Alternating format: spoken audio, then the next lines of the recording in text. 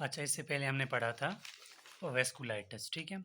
उसके अंदर हमने इसको जब डिवीजन की थी ना, हमने कहा था कि जाइंट सेल आर्टराइटिस है, लार्ज में, ठीक है। फिर हमने पढ़ा था कि इसका दूसरा नाम टेम्पोरल आर्टरी है और टाकायासु, ये दो इसमें आते हैं। तो अब हम इसी से स्टार्ट करेंगे, ठीक है।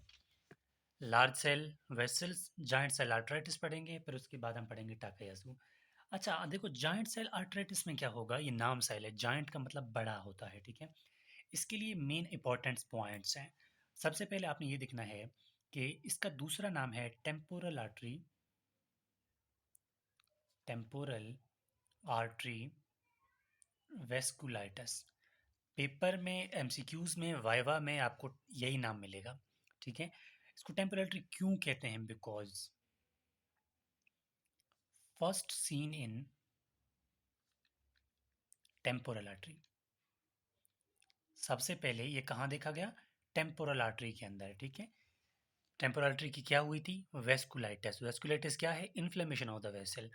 जब टेम्पोरल आर्टरी की इन्फ्लेमेशन देखा गया, वेस्कुलाइटिस देखा गया, तब पता चला कि ये लार्ज आर्टरी वेस्कुलाइटिस है।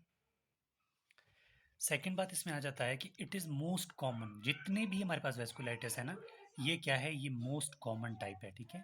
ये आपके एमसीक्यूज या वाइवा में फिर आ सकता है कि मोस्ट कॉमन टाइप कौन सा है, तो most common type giant cell arteritis है।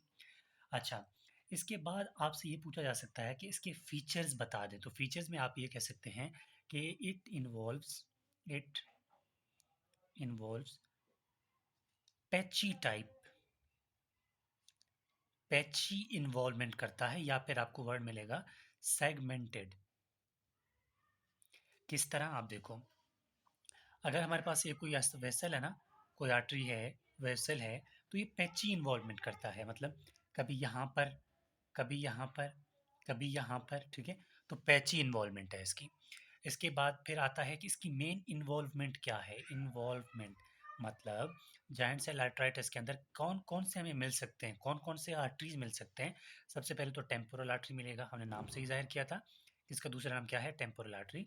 तो ये सबसे पहले हमें टेम्पोरल आर्टरी के अंदर ये हो सकता है। दूसरा, ये वर्टिब्रल आर्टरी के अंदर होगा, ठीक हो गया। तीसरा, ये हेड के आर्टरीज के अंदर हो सकता है। और चौथा, ऑप्थॉल्मिक आर्टरी।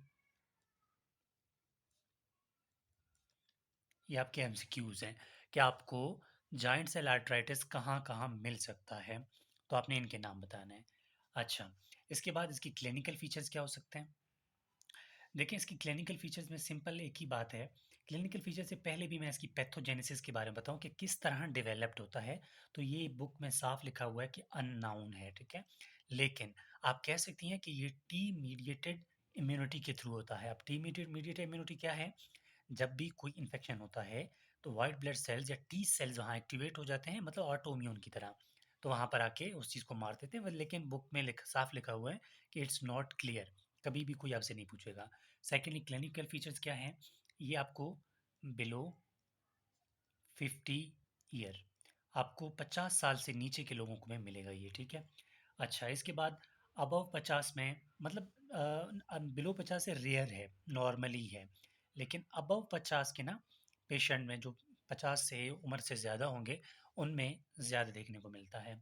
और इसके सिम्टम्स में पेन होगा, हेडेक होगा, ठीक है, फिशल पेन हो सकता है। ये इसके क्या है? सिम्टम्स हैं। और इसकी मॉर्फोलॉजी क्या है, मतलब हिस्टोलॉजिकली? मॉर्फोलॉजी इसके अंदर आपको मिलेगा पैची इन्वॉल्वमेंट, हमने पहले ही कहा था।